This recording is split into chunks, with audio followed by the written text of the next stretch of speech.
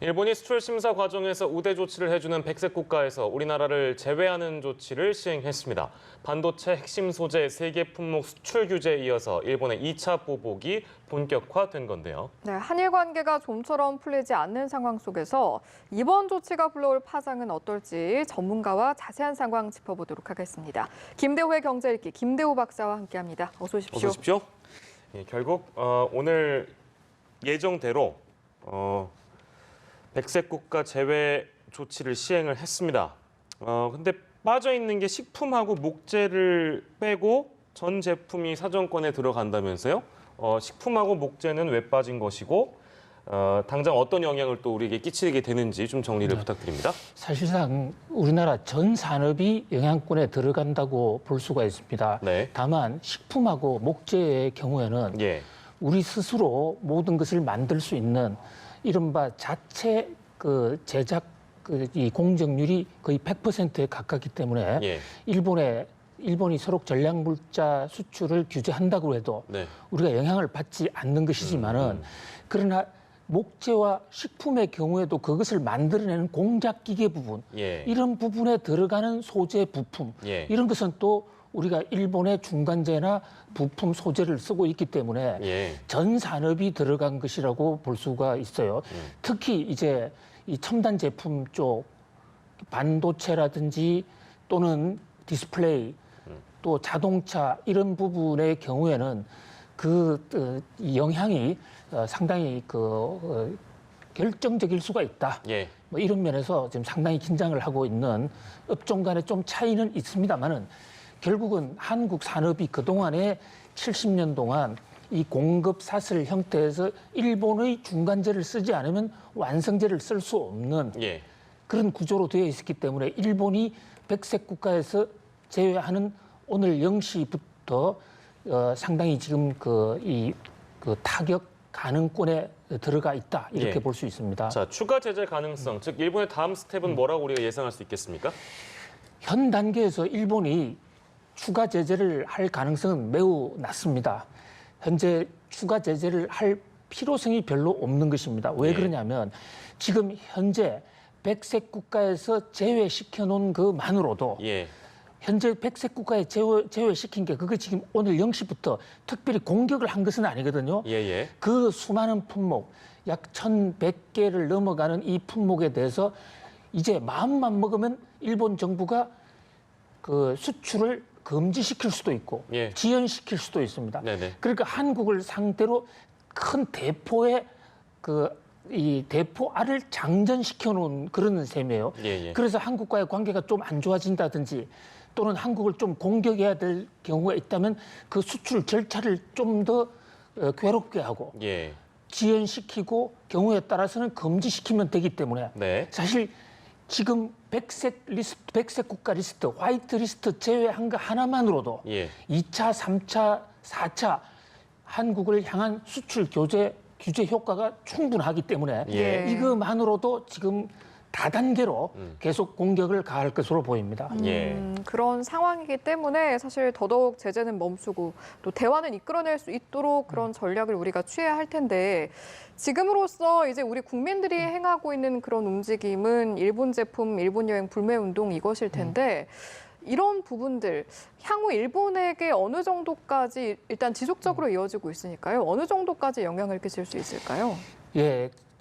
오늘 일본의 5대 메이저 신문 중에서 아사히 신문 보도가 매우 인상적이었습니다. 아사히 신문이 일면에 매우 주요 기사로 한국에 대한 일본의 수출 규제 조치 시행 첫날을 맞아서 일본 아베 정부를 향해서 구체적으로는 아베 총리를 향해서 문재인 대통령과 만나라. 계속 이렇게 지지부진 서로 간에 감정이 격화됐을 경우에 일본 경제에 별로 좋을 게 없다라는 대목을 지금 지목을 하고 있거든요.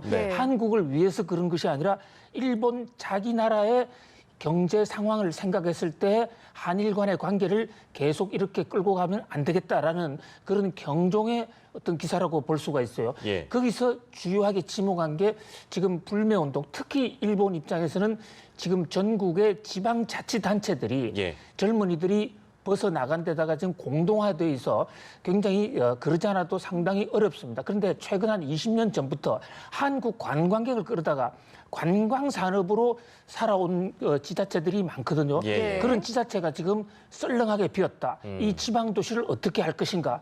그 대목을 지적하고 있고요. 또 하나는 이제 이 한국이 이번 기회에 일본의 그 제품을 중간재를 사쓰지 않고 스스로 독립을 할 것이다. 예. 그렇게 되면 결국 일본 경제에서 나중에 수출원, 일본 경제의 이 돈벌이 수단이 예. 크게 줄어들 가능성이 있다. 이거 너무 오래 가는 것은 일본 경제를 위해서 좋지 않다. 예. 그런 면에서 일본의 메이저 유력 신문인 아사히 신문이 아베 총리를 향해서 너무 여론만 생각하지 말고 일단 정상끼리 만나라. 그런 지금 준엄한 경고 또는 충고를 하고 있는데 바로 이 대목인 것 같습니다. 지금 우리가 불매운동을 한다 또는 여행을 가지 않는다고 해서 일본 경제 자체가 폭망할 정도는 아닙니다. 예. 그러나 이 일본의 지자체라든지 이 많은 이 일본의 또 허약한 부분이 있습니다. 그 부분이 타격을 받을 수 있고 또 가장 우려하는 대목은 한국이 이번 기회에 중간재 자립을 해서 더 이상 수입을 하지 않게 되면 예. 일본 경제에 큰 타격이 있을 수 있다. 그런 면에서는 우리도 이 나름대로 전략을 좀 더 과학적으로 정교하게 취할 필요가 있다 이렇게 봅니다. 예, 알겠습니다. 자, 정부에서는 확대 관계 장관 회의도 가졌고요.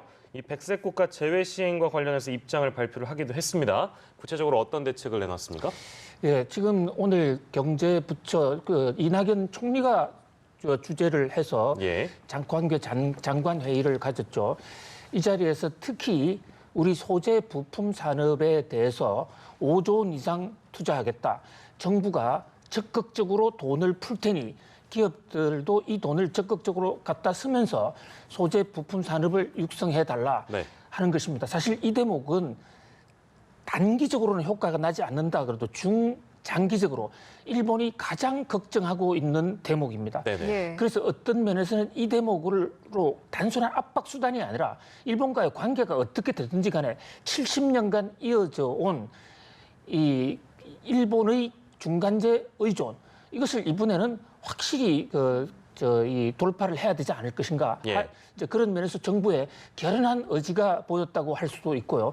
또 하나는 이제 WTO 제소 준비 다 끝났다. 예. 제소하겠다. 예. 외교전으로도 이 공식 전쟁을 선언을 했습니다. 그와 동시에 또 오늘 김현종 이 청와대 안보실 차장 같은 경우에는 예. 지소미아 등과 관련해서 일본이 여전히 협상을 해온다면 네. 우리는 이 문제까지도 같이 거론할 수 있다 해서 문자 그대로 화전양면 한쪽에서는 공격을 하면서 그 뒤쪽으로는 협상의 여지도 둔 예. 정부로서는 나름대로 뭐 최선을 다한 그런 모습이에요. 예. 알겠습니다. 저희가 이제 어떤 대책을 마련하고 논의 중인가를 이야기해봤지만 뭐 당정청에서도 그렇고 금융당국에서도 그렇고 지원액에 대한 부분, 범위에 대한 부분 이런 부분들을 밝혔습니다. 그 내용들에 대해서는 어떻게 보셨어요? 예, 지금 현재 일본이 수출을 하지 않게 되면 소재 부품을 수출하지 않게 되면 당장에 우리나라 기업들은 공장을 쉬든가 아니면 또는 다른 나라에서 대체재 소재 부품을 들여와야 되는데 네. 거기에는 타임 레그라고 그러죠. 시간이 걸린단 말이죠. 그래 되면 그 타임 레그 때문에 기업이 파산할 수 있기 때문에 정부에서 그 대목을 정부가 적극적으로 금융 지원을 해주겠다. 그렇게 지금 치고 나왔어요. 현재 지금 액수는 뭐 현재 상태로서는 뭐 여유가 어느 정도 있는 것으로 보입니다만은 예. 이것이 그 기업들의 이 수요 타격이 어떻게 될지 매우 가변적이고 예. 일본이 어느 정도 공격할지 또 가변적이기 때문에 그에 따라서 신축적으로 좀 조정할 필요가 있을 것으로 보여요. 거기다가 또 정부는 지금 세무조사라든지 세금 유예에 대해서도 해당 업체에 대해서 도와주겠다 그러고 있죠. 예. 이와 동시에 저는 좀 개인적으로 이번 정부가 직접 할 것은 아니지만 경제 단체들이 좀 나서서 지금 당장에 이 수입 대체 일본이 팔지 않겠다고 하는 그 대목에 예. 우리가 제3국 시장으로 나가서 예. 그것을 대신 사주는 특히 중소기업 입장에서는 스스로 독자적으로 지금 갱생하기 상당히 어렵거든요. 예. 그런 면에서 좀 사주는 노력을 적극적으로 한다면 예. 일본의 수출업체들이 좀 긴장할 것 같아요. 그러니까 장기적으로 5조를 투자해서 개발하는 것도 좋지만 예. 당장에 일본이 공격을 했으니까 이번에 1120개 품목에 대해서 예. 경제단체 주도로 자 이런 대체 품목은 어느 나라에 어느 기업이 있다. 예. 그런 창구를 만들고 예. 거기서 대신 사주기도 하고 자금도 지원해주는 좀 더 공격적으로 나갈 필요가 있다 이렇게 봅니다. 예, 알겠습니다. 자, 마지막 질문이 될 것 같은데 오늘 백색 국가 제외 조치 시행된 첫날입니다. 근데 울산에서는 대기업 유턴 기업 첫 사례라고 불리는 현대모비스 공장 기공식이 열렸습니다. 일단은 대기업 유턴이라는 것이 무엇인지 한번 짚어주시면 좋을 것 같고, 두 번째로 이 사례를 뭐 미국도 굉장히 갖고 힘을 쏟고 있다라는 보도가 있어서 그건 왜 그런 건지도 궁금하네요. 거의 경제 전문가 다 되셨어요. 아닙니다. 지금 미국 경제가 네. 그나마 잘 나가는 이유, 예. 트럼프 대통령의 가장 큰 치적이 예. 해외로 그동안에 나갔던 미국 기업들을 다시 미국으로 끌어들인 겁니다. 말 그대로 유턴한다는 얘기군요. 예. 네네. 그것을 이제 경제학에서는 옵쇼어 스트래티지라고 그러는데요. 예, 예. 그동안에 미국이나 한국이나 경제가 어느 정도 성장을 하면서 인건비가 많이 드니까 네네. 공장을 인건비가 싼 나라 지역으로 많이 보냈습니다. 그렇죠. 네. 우리나라의 경우에도 중국, 베트남, 인도 많이 보냈지 않습니까? 예.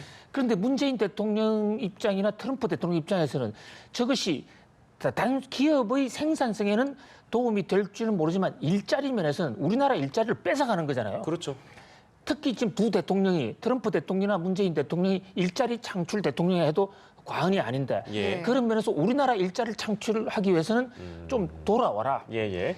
이게 돌아오라는 얘기가 사실 10여 년 전부터 우리나라 대유턴을 하면 예. 돈도 도와주고 세금도 깎아주는 그런 관련 법이 있습니다. 예. 그럼에도 불구하고 우리나라 인건비가 워낙 비싸기 때문에 예. 한 번도 대기업은 돌아오지 않았던 거죠. 예. 그런데 현대모비스가 네. 처음으로 이제 나가 있던 기업을 한국으로 돌아온 겁니다. 그 대통령 입장에서는 이것은 사실 어떻게 보면 일본의 백색 국가 조처 그 자체보다는 예. 우리 경제 자립, 예. 자, 다시는 지지 않는 나라, 스스로 자립하는 나라라는 차원에서 뭐 너무 좋아한 나머지 예. 현대모비스의 새 지금 유턴하는 그 공장 현지를 방문한 것으로 보입니다. 그랬군요. 대기업 유턴과 관련된 얘기까지 해봤고요. 오늘 말씀은 여기까지 듣도록 하겠습니다. 김대호의 경제 읽기, 김대호 경제학 박사와 오늘 이 시간 함께했습니다. 고맙습니다. 고맙습니다.